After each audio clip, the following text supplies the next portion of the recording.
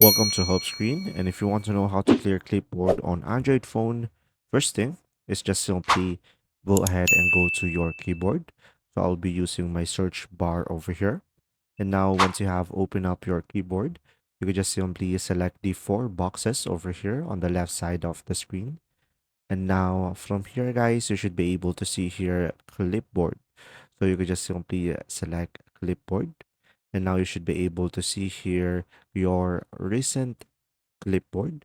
So you could just simply select the pencil icon on the right side of the screen, and you should be able to select them. And as you can see, you should be able to toggle the delete icon over here.